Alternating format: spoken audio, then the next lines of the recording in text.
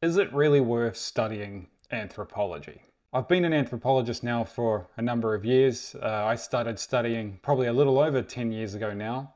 Potentially putting in years and years of time to a study that perhaps a lot of you don't know a lot about is quite a big task. And particularly if you're not really sure if it is for you. So in this, I'm just going to quickly go over a few things. What you need to do to become an anthropologist, the opportunities that you might have as an anthropologist, and the benefits of being an anthropologist.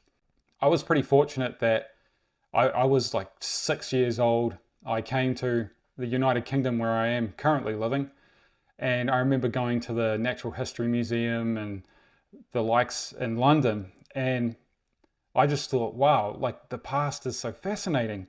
And I was pretty hell-bent on the idea from 6 of being an archaeologist. Cut to years later, I ended up taking a different route for the while, but I still had that in my mind that I was really passionate about understanding people, understanding the past, etc.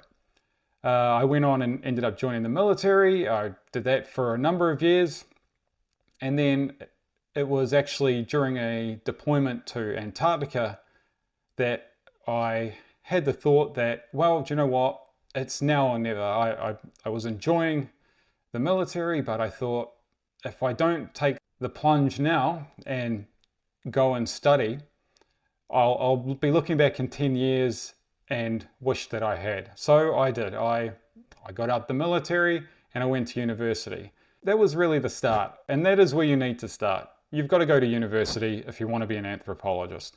Anthropology is incredibly broad as far as academic disciplines go. You could study sociocultural anthropology, archaeology, linguistics anthropology, biological anthropology, and I mean really, etc., etc., etc., subdisciplines within subdisciplines. But you do need a university degree. So first off is you got to go out, you have to get a bachelor's, and the reality is in the current day and age, that's not really enough. You really need to then go on and do an honours degree, and my suggestion would be from there you really need a postgraduate degree. At the very least, a master's, which preferably by research, because that does make a difference. But if you're really serious, PhD all the way. And that's what I've done. In fact, I've done a master's and a PhD. So I'm obviously very keen on anthropology. As far as what you can do as an anthropologist, as I stated there are a number of different areas, but really it's as limited as your imagination. My master's research, I looked at funerary archaeology, and from there I've shifted to my PhD research to look at the socio-political nuances of artisanal cheese making. So they're kind of different, but in some ways the same. It's still material culture and looking at people in various ways. But you can see just from those examples that it can be really broad, and actually a lot of my videos will probably demonstrate that as well, as they're hopefully not too haphazardly all over the place, but a little bit. You could find yourself employed by the government. You could be working for the military as an advisor. You might find yourself employed as a consultant for various companies. And of course, there's academic work. If you are wanting to go the academic route, you really need to do a PhD or you haven't got a shit show. I'm very fortunate that I've done my PhD by publication. So I finished my PhD with 4 published articles in top journals. Whereas a lot of people, it's really common to do a PhD, you do a monothesis, which there is nothing wrong with, that's perfectly fine, but they have no publications, and then they're trying to get jobs in various industries or as an academic, and you can find yourself a little bit cut out because it's competitive and you don't have a lot to show for it. Like, where's the proof that you are a really better researcher or more productive researcher than this other person? So publish. As the saying goes, publish or perish.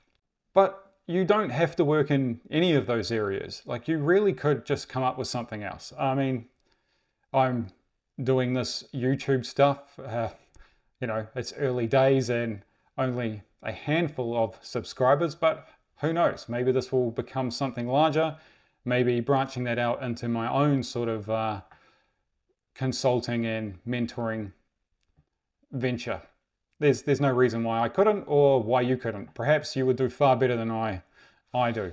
Certainly, I'm not quite as full of life as I believe I usually am, and probably that largely comes down to two things. One, we're on the back end of winter here in Scotland, and yeah, not a lot of sun. And that takes some adjustment when you've lived in New Zealand and Australia for your entire life, or as my wife has, in Indonesia. It's different, but it is really beautiful and very grateful to be here. The second reason being that I've decided recently I was going to stop drinking coffee about a week ago now. Yeah, I think that was an absolutely terrible decision, and I'm thinking that the fruity tea is just not cutting it. And I might need a bit of caffeine in my life again. So I'm pretty keen to know too, have any of you stopped drinking coffee before? Did you find you actually had real benefits, or even how long did it take? Maybe I should wait it out a bit longer. A week isn't a long time, but I'm not a hugely heavy coffee drinker these days. And anyway, as far as anthropology, if you are going to study it, it is really important to know, well, what's the benefits? And there's two areas that I would go over in that. I mean, firstly, there's the benefits for others. And I do think that's important, because as much as it's great to go and learn and gain all this knowledge and understanding of society and people, I do believe that there is something of perhaps a responsibility to give back in some way. So that should be part of your thought process, not just doing it for the exploitation of others. Anthropology has a dark enough history in that regard. So as anthropologists, really the aim, I guess, is to develop holistic understandings of social phenomenon and to piece together the past and the present to better understand or help us in the future. We tend to study cultures or parts of society or individuals in society, etc. And we take that knowledge, and in general, the hope is that we can do good with that knowledge. That's probably a little overly optimistic way to think about it too, to be honest, and unlikely to happen. And then that's the pessimism coming, I guess. But that doesn't mean there shouldn't be anything in it for you either. Back in the days teaching anthropology back in New Zealand, I would always tell my students, if you're not really interested in this, don't take these classes, which probably the universities wouldn't love to hear, but it's really true. They're wasting your time, and they're definitely wasting their own time if they're just going to take a course they're not interested in. You've got to be doing it because it's a passion of yours, I believe.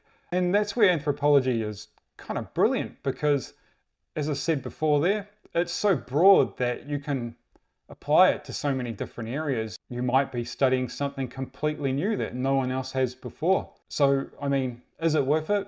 Personally, for me, I would say absolutely. I'm so glad that I decided to take that plunge and go out and do it. So I'd encourage anybody that has an interest, either slight or extremely passionate, to, at the very least, look into it and join the ranks of anthropologists.